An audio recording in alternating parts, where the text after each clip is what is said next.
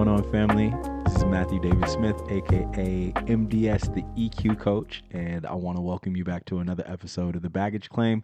This is the podcast where we unload all the things that we're carrying so that we can travel lighter through our lives at our jobs, through our lives at home, and even our journey through faith. So, pack your bags, grab your courage, let's rehuman together.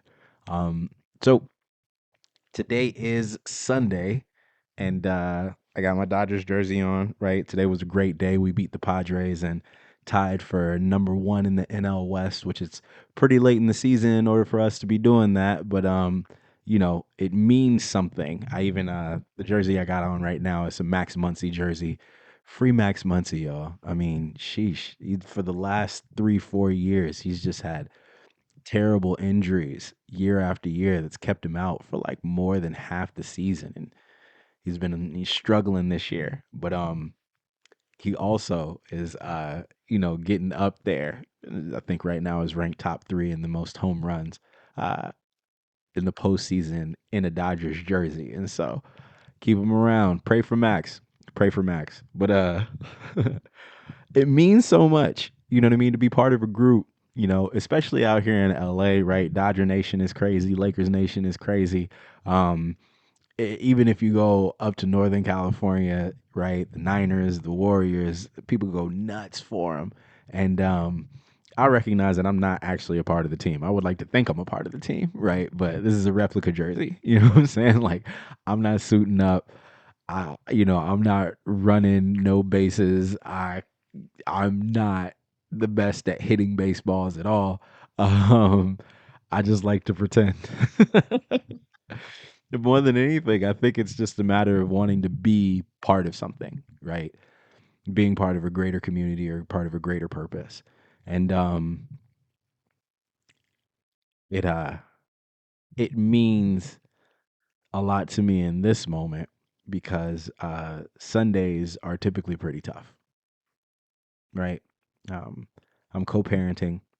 And so that means that I don't get my kids for the entire week. I get them half of the week. And Sundays are the days that I have to exchange them. And they go with their mother. And honestly, and I know there's more and more fathers that have been expressing this, or at least I'm seeing more of them on TikTok, right? But the co parenting struggle for the father is real, very real. You know, we come home and there's not the same level of energy or brevity. There's not there's not the same. The walls don't reverberate with these kids' giggles, you know. Um, in some ways, it feels like there's not as much motivation to keep going when they're not here, you know. Um, and so it feels lonely, and I don't know that I'll ever get over that, you know. And interestingly enough, I know that there is a difference between being by myself and feeling alone,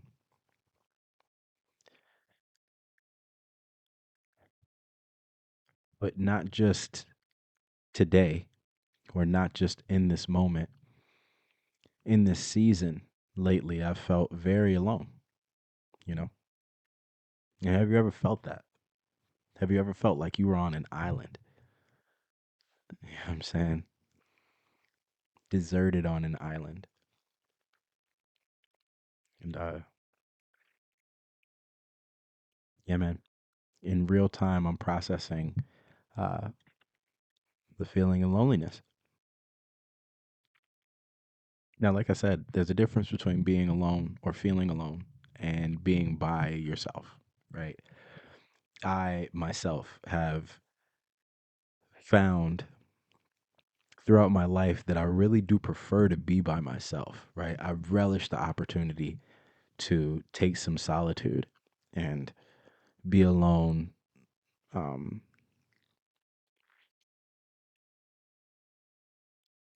not have anyone around when things are going on. And sometimes that can be unhealthy, right? Like sometimes I'll take the opportunity to isolate or to kind of hermit up, and I'm sure many in my community would would agree with that. You know, some people would say that I fall off the face of the earth sometimes, and that's because they don't see me on social media, or I when I'm taking this space, I don't really like reach out or anything. Um,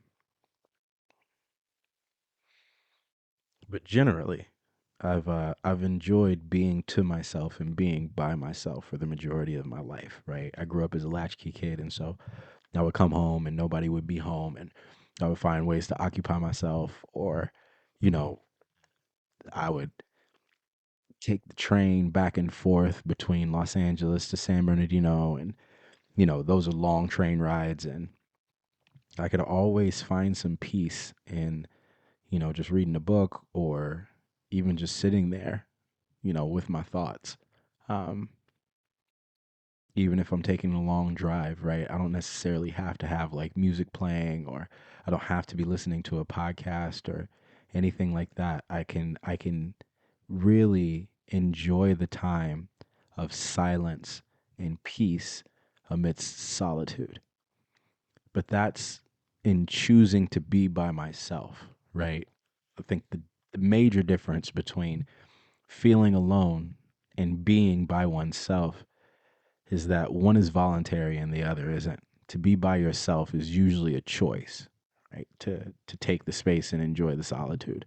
When one feels alone, there's an expectation that there should be community or connection or, those things around. And when a person has a desire for that, and yet that's not their reality, that's not what they're receiving, that's when one feels alone. And in these moments I feel most alone when my kids leave. But like I said, in this time where there's been such tremendous change in my life, I feel very alone as I'm heading in the direction to pursue all of the things that I believe God has for me. And not even just believe, I know God has for me. The doors that He's opened up, the opportunities that I've walked into, the due diligence, the foundation that I've laid down to change not only my current situation or financial status or any of those things, but to live on purpose and to be focused on higher and greater things rather than just survival and existence. Um, I feel very alone in this season. And here's the thing. I uh I recognize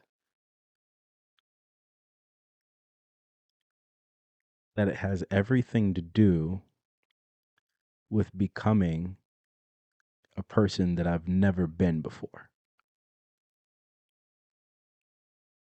You know, I grew up acting, right? A lot of I spent like 9 years in Hollywood doing the working actor thing. I was studying at a studio in Hollywood, Studio 24/7 with Mark McPherson. Shout out to the Studio 24/7 crew. Um, Anybody who's studying there right now, or even some of the OGs that were studying with me however many years ago, y'all know what it is. Um, if you're studying with Mark now, you're in good hands. Trust me when I say that. But I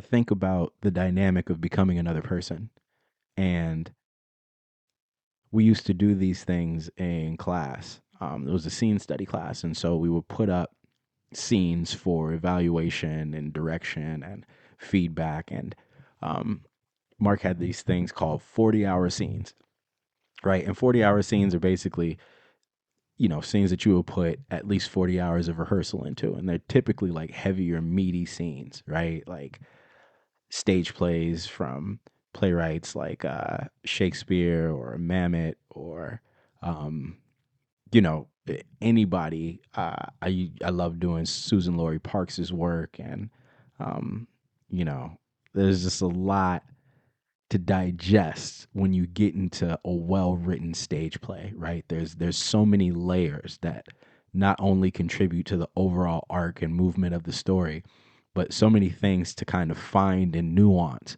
within these characters. And on stage you don't have the luxury of close-ups or retakes or anything like that, right? Like, you got to be that person, and you got to be able to convince the person who's sitting in the back of the audience that you are who you are who you're being. And so I used to love doing 40-hour scenes, but there was this great element of divine dissatisfaction, as Mark would say, where you would recognize that you put 40 hours into rehearsal for a scene.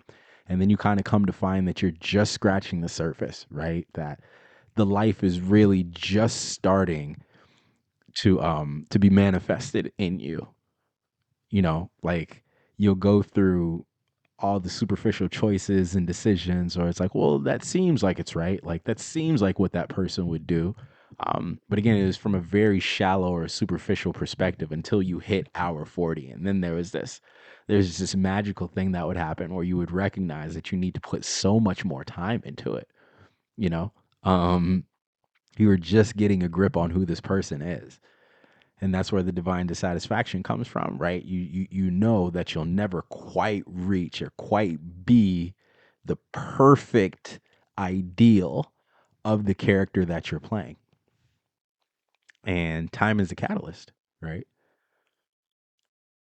And I think that idea applies to not only myself as I recognize that I'm becoming a different person, but also the audience around me. The audience around me is used to me rehearsing the person that I've been, you know, for 37 odd years. I've been a predictable guy to those who know me best, or at least those who have spent the most time with me throughout my lifetime.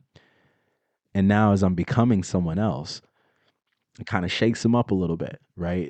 It's uncomfortable to see me walk into a new expression of myself, or grow into new thought patterns, new desires, a different focus and a different level of drive, right? Um, that's eerie because, as much as we may not want to admit it, we really would love for things to stay the same. We so desperately want to live in the arena of comfort. And when things start changing around us, particularly when people start changing around us, we're pretty resistant. And so I know that that's part of the game, right? And yet still, I feel alone. I wish, even myself, I wish that some elements could remain the same. I wish that I could take people along with me and they would be comfortable with the idea of the the fully realized or new me or whatever. And I think in some ways the expectation is that if I'm changing, that people will have to change around me. And there's a reality to that, right? There are things that I'll no longer do, words that I'll no longer say, thoughts that I'll no longer allow to convince me to behave a certain way. And it's tough. And I also think that there's this element that I used to work in sales. And, at one point I was selling insurance, life insurance, liquid asset protection, right? The whole nine. And in sales, there's probably more like catchy, rhymey idioms in sales than there is anywhere else, right? In any other industry. But one of the things that they would say in sales is that people only chase after a train once it starts moving. And I think about going into a direction that's unfamiliar. And I know that it's tough to be convinced that there's value to hop on board in going in that direction when you're most comfortable where you're at. And listen, every time I took a train, right, like I would justify any reason to do anything other than hop on the train. You know what I'm saying? Like I would be at train stations and check my watch and see what time the train was departing. And, you know what I'm saying? Even if I only had 5 minutes, 3 minutes, you know what I'm saying? I would try and squeeze in either going to get something to eat or hitting the bathroom. And like there's bathrooms on the train, right? Like I would find even just sitting directly outside of the train on a bench, right? Um, and reading a book or listening to music or like, dancing or whatever I would find myself doing. But I wouldn't be compelled to hop on that train until I knew it was about to go in motion. And even more appropriately, you would see the level of urgency. You know what I mean? Once the train starts moving, the doors close, the conductor has already said all aboard, you know, and then people panic. People then at that point want to hop on the train, right? They recognize the window that they thought in which things were going to stay in a place where they could be comfortable or they could lean into their comfort is rapidly closing. And so I say that to say that I know I'm going in a different direction and I'm taking off right now. And because there aren't like the big celebratory results, at least not from an objective standpoint, people are more comfortable. The people that I've known in my past are more comfortable with the idea of just sitting there and waiting to see how long they have before my train starts moving in a direction um, that very well may be opposite of their destination, or at the very least, is, uh, you know, an obstacle to their comfort in the moment. So I hope that analogy tracks, right? I hope that's relevant and that's applicable to the conversation that I'm having right now. Uh, but anyway, man, I'm like, yo, what if I get moving and nobody hops on this train? What if I pick up momentum, right? And the doors close and I have to leave some people where they are at the station. Just in the same way that I've had to leave some decisions and some behaviors, some tendencies, some traits of mine. I've had to leave them where they were in order to move forward and become the person that's getting closer to the destination that I feel is the greatest ideal for myself. And I don't want to think about not having the people who have been with me for the longest portion of my life. I don't want to think about being estranged to those people. And yet I can't make decisions for anyone else. All I can do is focus on where I'm going and who I'm becoming. But again, the desire to have people with me and the reality that that's not a possibility creates the feeling of loneliness. I feel alone. It's funny. When I first moved out to LA, I was living with this working actor um, who was a dope dude. Uh, but he used to say, the first time I heard somebody say this way, it was from him, and he would be like, "Yo, am I on an island?" You know what I'm saying? um, I feel like I'm on an island, And what he was saying is that he feels like he's by himself. He feels like he's alone. And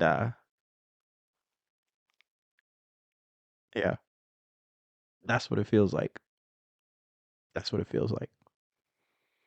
It's funny if you think about that analogy, right? Like you're on an island. It's easy to get desperate. You know what I'm saying? You're just desperate for resources, um, desperate for connection. Like I said earlier, desperate for community, desperate for routine, desperate for comfort. You know, I love fried chicken, specifically fried chicken wings. You know what I mean? Or Korean fried chicken. Oh my gosh, Korean fried chicken is fire. I don't believe that one would have the means to make Korean fried chicken if they were trapped on an island. You would have to get real comfortable with the idea of eating bananas and coconut and learning how to fish. And even in that, you wouldn't even, it's not even learning how to fish in the same way that you've known to fish before. If, you know, if you have been trained to fish with a fishing pole, there's no lines, there's no lures, there's no bait, right? Like you got to learn to sharpen a spear. You know what I mean? You got to develop that skill.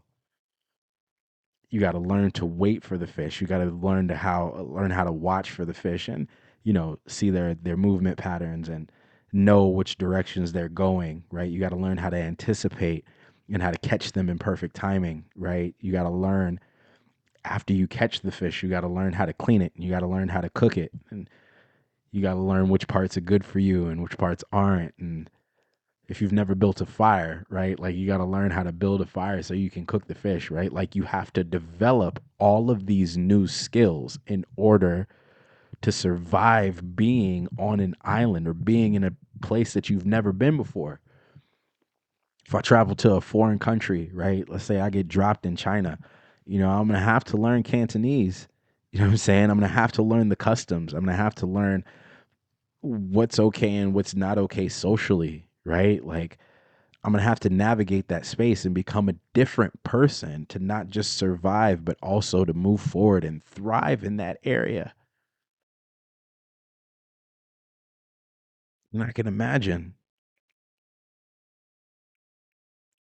we used to host exchange students when I was younger, and we would have them from, you know, all kinds of different places, right? A lot of exchange students from Asia, some from Europe, um, different places in different countries. And I remember distinctively we hosted a young man from Korea, and this is when I got to be like maybe 10 or 11.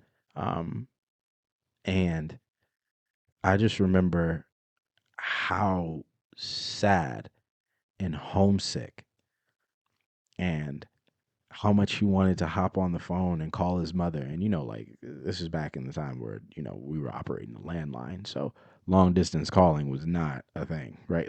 like we weren't able to pay for that. Um, but I'm sure he just felt so lonely. And there was nothing I can do. Like he was my age, right? Like we were interested in the same stuff. Like we played video games and that type of thing and all of that. And even still, you could just get the sense that because he was in an area that he'd never been in before, and because he didn't yet have the skills to be able to navigate the new area that he was in, he felt so alone. And the funny thing was, he wasn't by himself.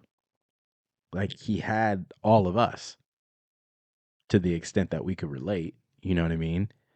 He wasn't alone. He was just on his own. And there's an important distinction there.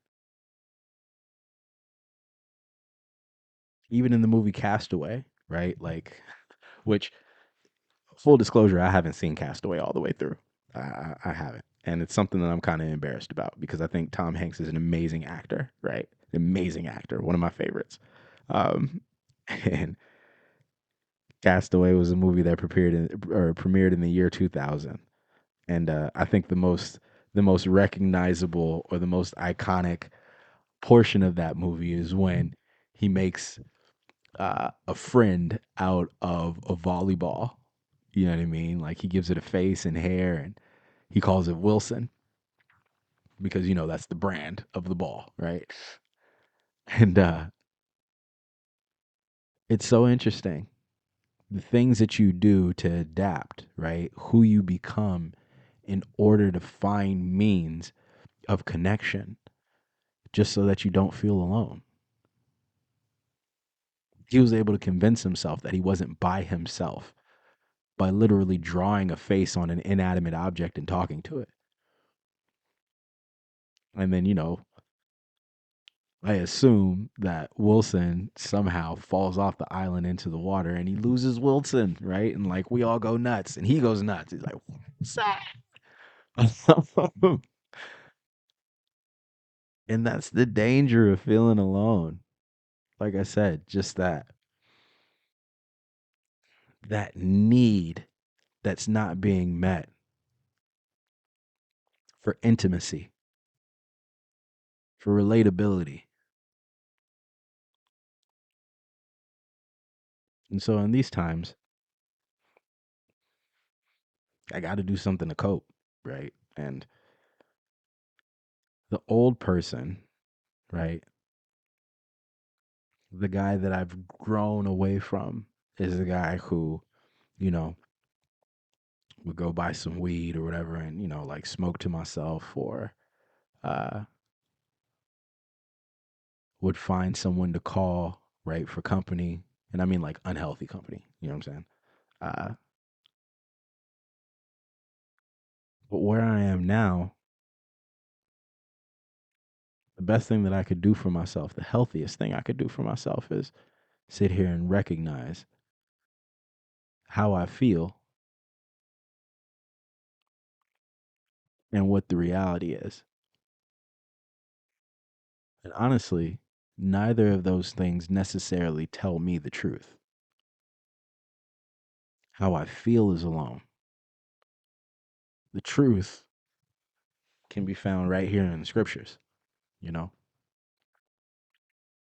And so a lot of the times I pray when I'm feeling alone, I'll take the time and, I'll um, I'll go through the scriptures that I know. It's funny in Matthew 28, it's the last chapter in the book of Matthew. And right, we've gone through the whole experience of Jesus walking with the disciples, and he goes from doing the miracle where he turns water into wine to doing the final miracle where like he raises from the dead and like he shows himself to over 500 people, right? One of his disciples puts his hand in his side where he had been stabbed after he was dead to confirm that he was dead.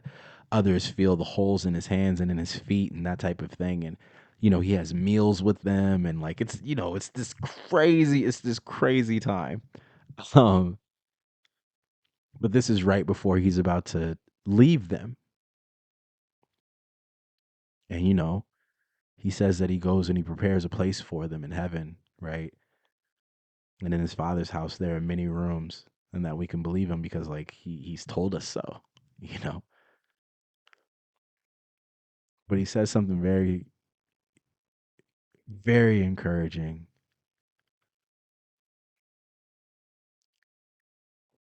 At the end in verse 20, he says, "Be sure of this,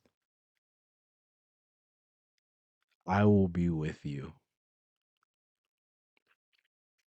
even until the end of the age." And that's incredible. Not only did Christ take the opportunity to come from the highest, most glorified place. If we believe that he's God, which I do, you can't convince me of anything else. If we believe that he's God, that means he went from the highest place possible down to one of the most base experiences, period, just to show us that we're not alone. He grew from a baby You know, he experienced throughout his lifetime ridicule and opposition and persecution, disconnection. And as much as there were a lot of strangers who liked Jesus for what he did, there were very few who really knew him for who he was. And even deeper than that, there were so many who opposed him because of who they thought he was. And I can only imagine how lonely of an experience that is.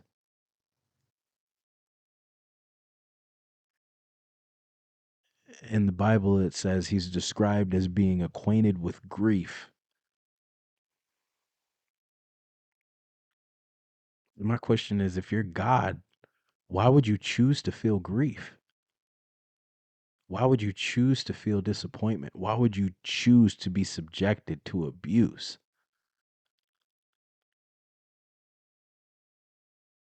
And the answer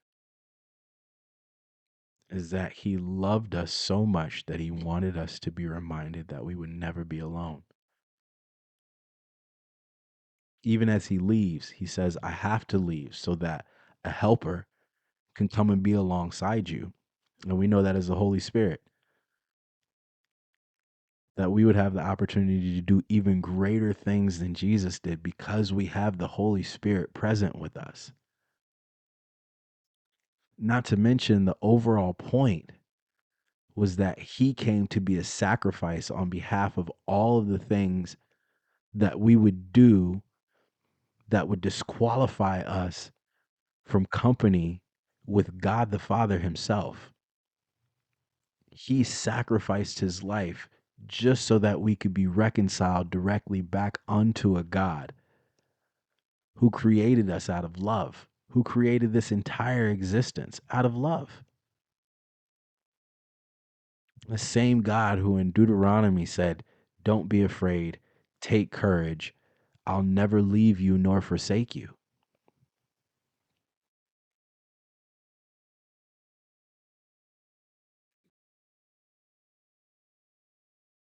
It's funny in Psalms, I think in Psalm 27, uh, there's a verse where David says, my father and my mother will abandon me, but Lord, you will never leave me. And so as I think on that, and as I understand and receive and know that to be true, I don't have to feel alone. Speaking of King David felt alone a lot. You know what I'm saying? Like, most know the story of like David and Goliath, and they know that that's how King David got to be King David, and like that's pretty much all they know about David in the story. But like, David had to run for his life more than once. You know what I'm saying? David hid in caves. Even before that, he was the youngest of all of his brothers, a little shepherd boy. While they were out doing whatever they were doing, his brothers, he was alone tending to sheep, you know what I mean, playing a harp and singing songs to keep himself company, to keep his mind on the fact that God was with him.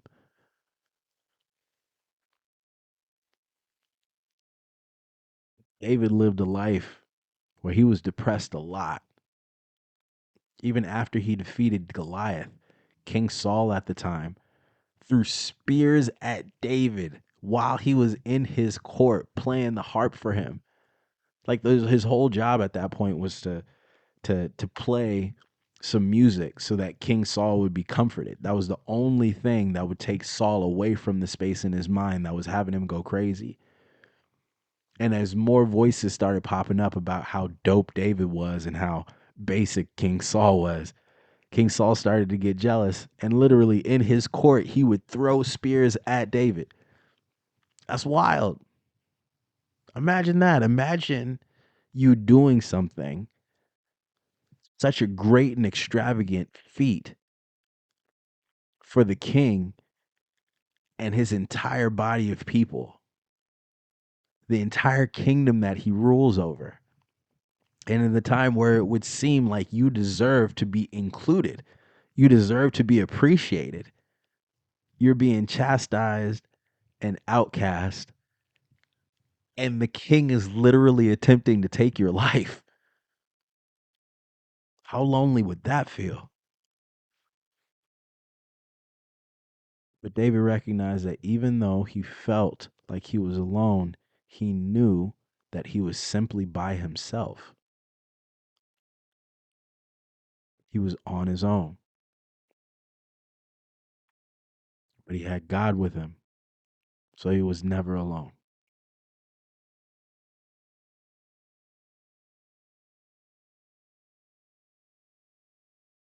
And I guess here and now, as I'm talking myself through it and I'm processing all of it, I find a lot of solace and a lot of comfort in that notion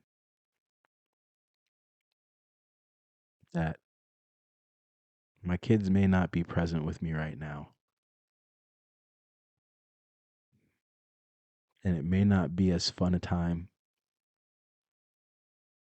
or even as gratifying in knowing that I'm there and they're here and we're all together. But even my kids, my greatest wish is that they know that even when they're on their own, that they're not alone because I always got their back, you know?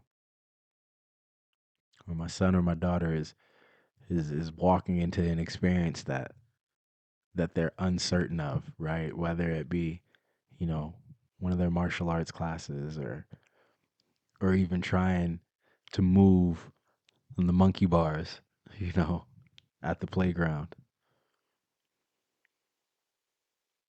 The thing that I can't do, I can't be with them the entire time.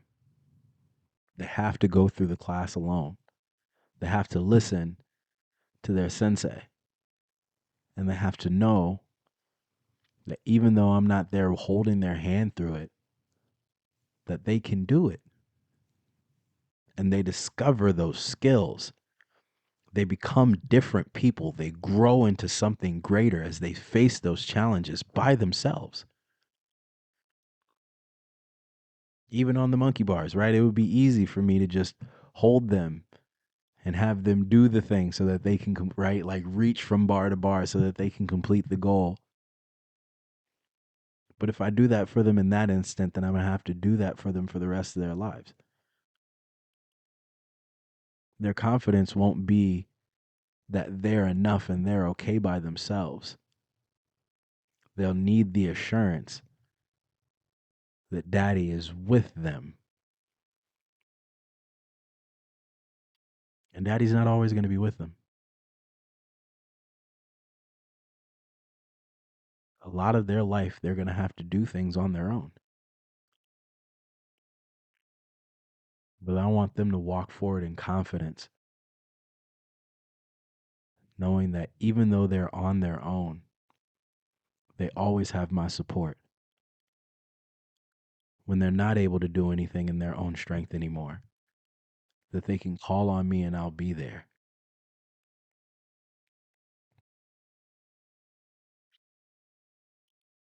And even when I'm not there, the things that they can lean on, the confidence that's built within them, has to do with me allowing and teaching the experiences and lessons that help them nurture and grow the portions of themselves that are capable of doing whatever they're trying to do.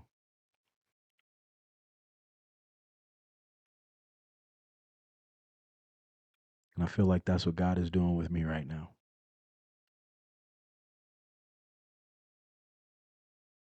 And whomever else can come and go as they please, whether it be a voluntary thing or whether it's circumstances like that with my mom, who, her mental health has declined. And so she's not even the same person anymore. And she can't be there. Not in the way that I need or the way that I would expect. I've lost a lot of people, a lot of folks very close to me. They've died and move on, right? Gone on to the next stage. And yet I know the portions of them that I take with me come from the lessons that were instilled in me in the times that they were present. And as I take that wisdom moving forward, I may be on my own. I may be facing things by myself, but I'll never be alone, regardless of how it feels. Mm. So thank you for allowing me to unpack that in real time. Thank you for being present. Me doing this reminds me that I'm not alone. And I hope there's some value that you take from this and knowing that you aren't either.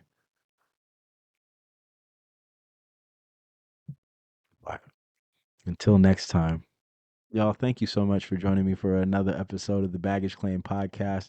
This was brought to you by MDS, the EQ coach, and more specifically, ReHuman, the live EQ gym that I've established that allows not only adults, but also kids to get real reps in and practicing the tools of emotional intelligence that they would need to navigate themselves through their most complicated or their most pressing concerns when it comes to their social or their emotional environments that they find themselves in.